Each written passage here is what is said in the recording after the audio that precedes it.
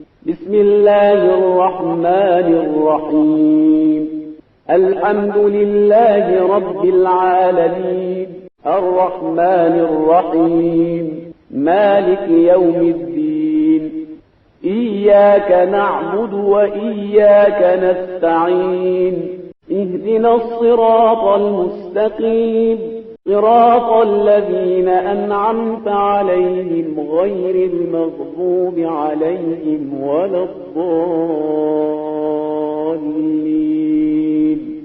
اعوذ باللہ من الشیطان الرجیم. بسم اللہ الرحمن الرحیم. الحمد لأہلہ والصلاۃ علی اہلہا. السلام علیکم ورحمۃ اللہ وبرکاتہ. آؤ کتاب پڑھیں.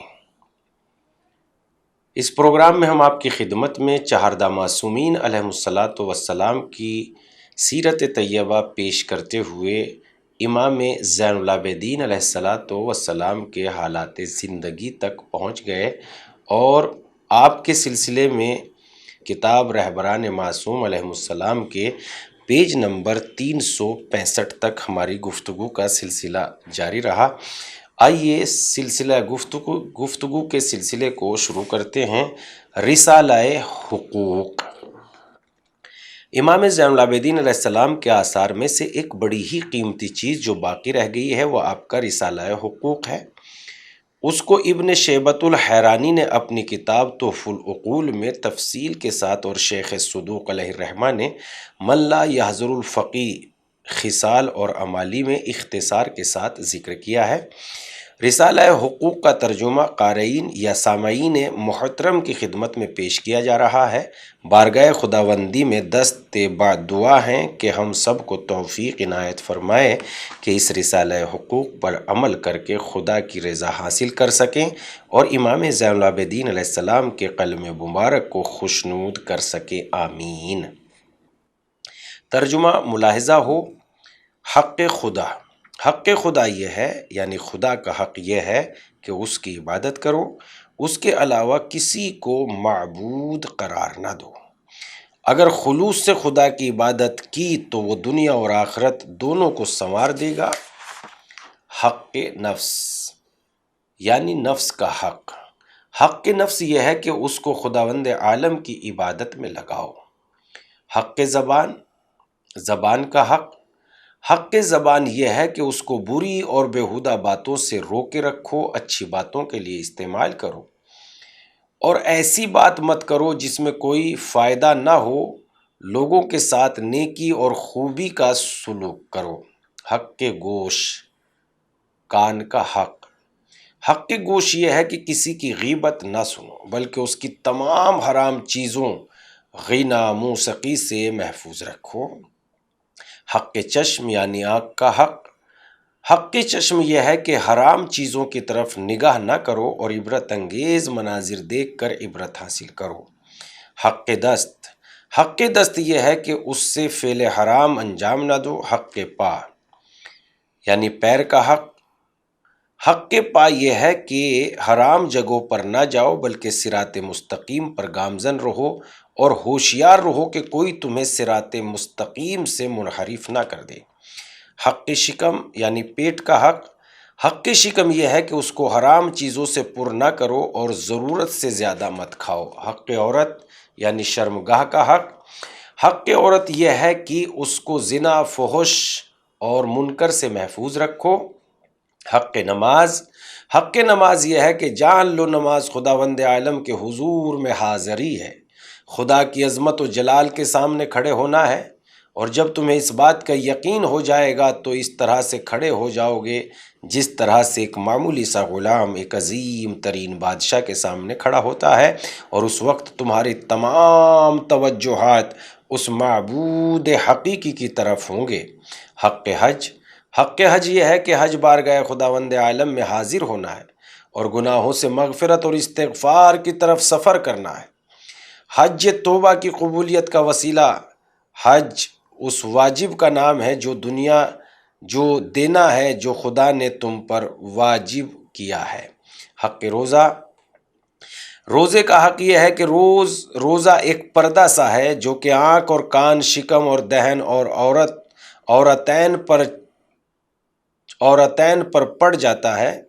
یہ پردہ تم کو آتش جہنم سے نجات دلاتا ہے، مگر یاد رکھو اگر تم نے روزہ نہیں رکھا تو تم نے اپنے ہاتھوں سے اس پردے کو چاک کر دیا، اب تمہارے اور آتش جہنم کے درمیان کوئی فاصلہ باقی نہیں رہا۔ حق صدقہ یہ ہے کہ جو چیز بھی صدقہ دیتے ہو وہ خدا کے پاس محفوظ ہے، اور اس سلسلے میں کسی شاہد و گواہ کی بھی ضرورت نہیں ہے، اور جب تمہیں اس بات کا یقین ہو جائے گا کہ تم پوشیدہ طور پر زیادہ صدقہ دو گے بنسبت ظاہری صدقہ دینے کے۔ یقین رکھو صدقہ دنیا میں آفتوں اور بلاؤں کو دور کرتا ہے، اور آخرت میں آتش جہنم سے نجات کا باعث بنتا ہے۔ حق قربانی یہ ہے کہ اس کو خداوند عالم کا نام لے کر ذبح کرو، نہ کہ کسی اور کا، اور اس قربانی کے ذریعے سے قیامت کے دن رضائے خدا کے علاوہ اور کچھ طلب نہ کرو۔ حق استاد یہ ہے کہ اس کا احترام کرو، اس کے سامنے ادب سے بیٹھو، اس کی باتوں کو غور سے سنو، اس کے سامنے زیادہ زور سے کلام نہ کرو۔ اگر کسی نے استاد سے کچھ سوال کیا ہے تو استاد سے پہلے جواب نہ دو، اس کے سامنے کسی اور سے گفتگو نہ کرو۔ اگر کوئی استاد کی برائی کرو تو استاد کی طرف سے اس کا دفاع کرو، اس کی برائیوں کی پردہ پوشی کرو، اس کی اچھائیوں کو نشر کرو۔ استاد کے دشمن کو دوست نہ بناؤ، اور اس طرح استاد کے دوست کو دشمن نہ بناؤ۔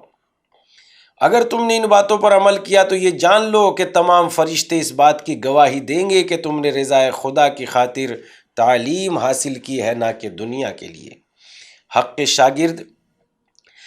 شاگرد یہ ہے کہ خداوند عالم نے تم کو جو علم کی دولت عطا کی ہے اور جو تم کو علم سے مالا مال کیا ہے، اس کا حق یہ ہے کہ اگر کوئی اہل مل جائے تو اس دولت کو اس تک پہنچا دو، لیکن یہ بات یاد رہے کہ لوگوں کو علم کی دولت سے آشنا کراتے وقت غم و غصے کے بجائے نرمی اور تواضع سے کام لو، جس کے نتیجے میں خداوند عالم تمہارے لیے فضل و کرم کے دریچے کھول دے گا۔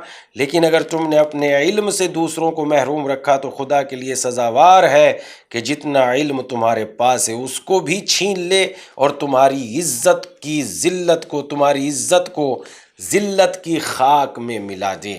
حق زوجہ یہ ہے کہ اس کو خداوند عالم نے تمہارے لیے سکون و اطمینان، انس و محبت کا ذریعہ قرار دیا ہے، اور یہ ایک نعمت خدا ہے، لہذا تم پر بات لازم ہے کہ تم اس کے ساتھ خوش رفتاری اور حسن سلوک سے پیش آؤ۔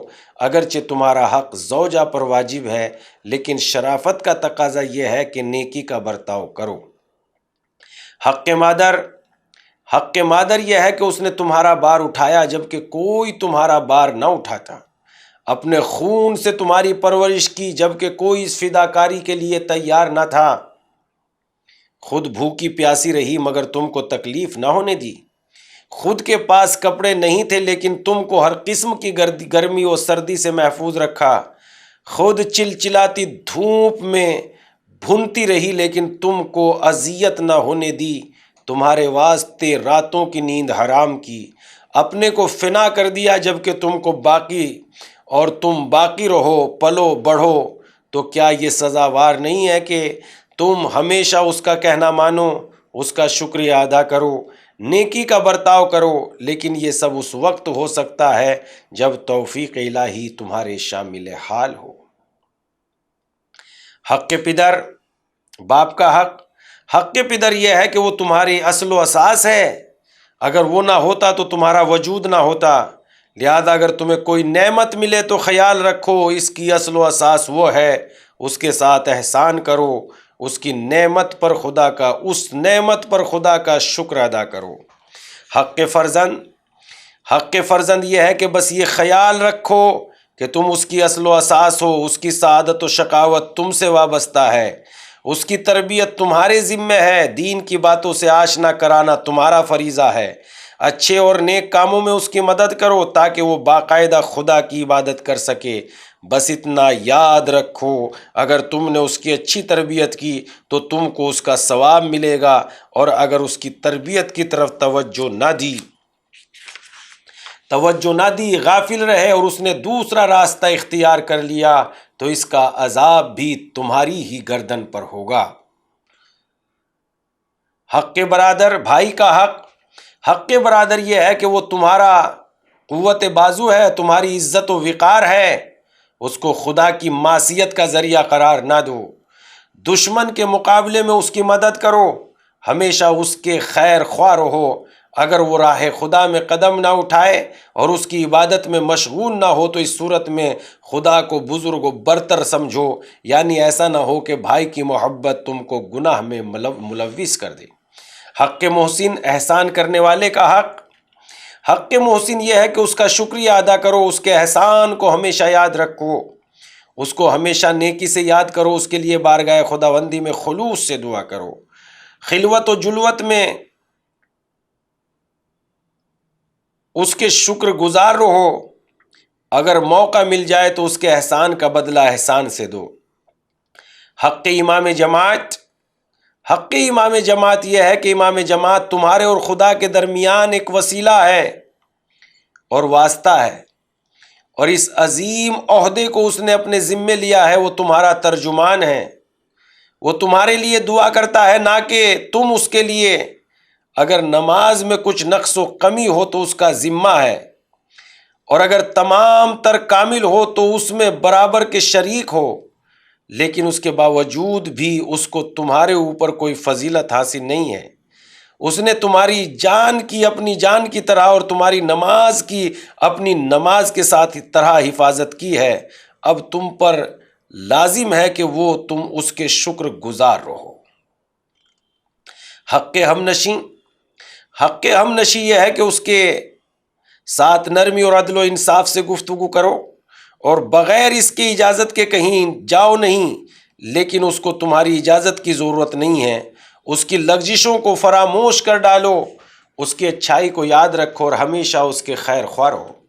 حق ہمسایہ پڑوسی یہ ہے کہ اس کی عدم موجودگی میں اس کے حقوق کی رعایت کرو، اس کی موجودگی میں اس کا احترام اور اس کی مدد کرو، اس کی عیب جوئی مت کرو، اس کے عیبوں کی پردہ پوشی کرو۔